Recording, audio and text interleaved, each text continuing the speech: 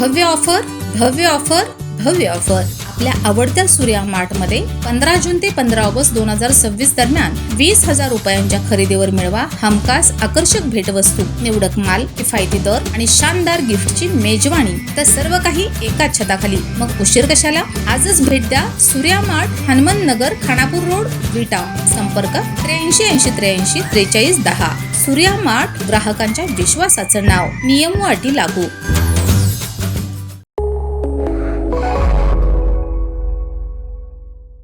नमस्कार, मी मयुरी आणि आपण पाहत आहात 7 स्टार न्यूज.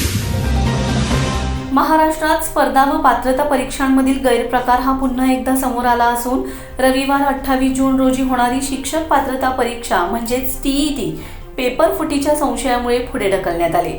भिवंडी येथे पोलिसांनी केलेल्या कारवाई दरम्यान काही व्यक्तींकडे TETच्या प्रश्नपत्रिकेतील प्रश्नांची साधर्म्य असलेली माहिती आढळून आल्याने महाराष्ट्र राज्य परीक्षा परिषदेला हा महत्त्वपूर्ण निर्णय घ्यावा लागलाय.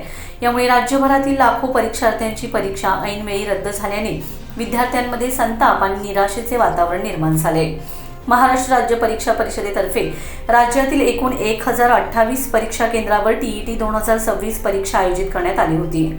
अलीकडील विविध परीक्षांतील गैरप्रकार लक्षात घेऊन परीक्षा सुरक्षित आणि पारदर्शक पद्धतीने पार पाडण्यासाठी विशेष खबरदारी घेण्यात आल्याचे परिषदेकडून सांगण्यात आलं होतं.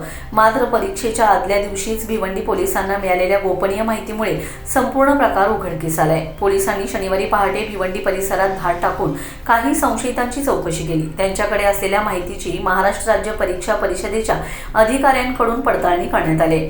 या पडताळणीत संबंधितांकडे असलेले काही प्रश्न TET 2026च्या प्रश्नपत्रिकेतील प्रश्नांशी जुळत असल्याचं आढळून आलंय. त्यानंतर भिवंडी पोलीस ठाण्यात गुन्हा दाखल करण्यात आला असून संपूर्ण प्रकरणाचा तपास सुरू करण्यात आलाय. या घटनेची गंभीर दखल घेत महाराष्ट्र राज्य परीक्षा परिषदेकडून रविवारची परीक्षा पुढे ढकलण्याचा निर्णय जाहीर करण्यात आलाय. परीक्षा पूर्णपणे पारदर्शक आणि निष्पक्ष वातावरणातच होणे आवश्यक असल्याने तसेच संपूर्ण प्रकरणाची सखोल चौकशी होईपर्यंत परीक्षा घेणे योग्य ठरणार नसल्याचे परिषदेने स्पष्ट केले. परीक्षेच्या नव्या तारखेबाबतची माहिती लवकरच महाराष्ट्र राज्य परीक्षा परिषदेच्या अधिकृत संकेतस्थळावर प्रसिद्ध करण्यात येणार असल्याचेही सांगण्यात आले. दरम्यान या प्रकरणात काही संशयितांना पोलिसांनी ताब्यात घेतल्याची माहिती सूत्रांकडून मिळत आहे. प्रश्नपत्रिका त्यांच्यापर्यंत कशी पोहोचली, त्यामागे कोणते रॅकेट कार्यरत आहे का, तसेच या प्रकरणात इतर कोणाचा सहभाग आहे का याचा तपास सुरू आहे. आवश्यकतेनुसार संबंधितांवर कठोर कारवाई केली जाणार असल्याचं पोलिसांनी स्पष्ट केलंय. ऐनवेळी परीक्षा पुढे ढकलल्यामुळे राज्यभरातील लाखो उमेदवारांना मानसिक, आर्थिक आणि शैक्षणिक फटका बसलाय. अनेक विद्यार्थ्यांनी परीक्षा केंद्रापर्यंत पोहोचण्यासाठी प्रवासाचं नियोजन केलं होतं, तर काहींनी निवासाची व्यवस्था देखील केली होती. त्यामुळे परीक्षा स्थगित करण्याच्या निर्णयामुळे विद्यार्थ्यांमध्ये तीव्र नाराजी व्यक्त होत आहे.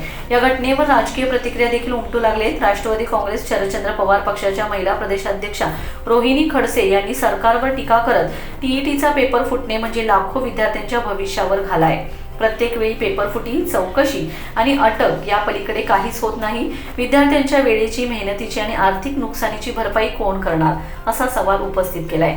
राज्यात वारंवार घडणाऱ्या पेपरफुटीच्या घटनांमुळे परीक्षा व्यवस्थेच्या विश्वासार्हतेवर प्रश्नचिन्ह निर्माण झालं असून दोषींवर कठोर कारवाई करून परीक्षा प्रक्रिया अधिक सुरक्षित आणि पारदर्शक करण्याची मागणी विद्यार्थी, पालक आणि विविध संघटनांकडून होत आहे. Bureau report 7 star news.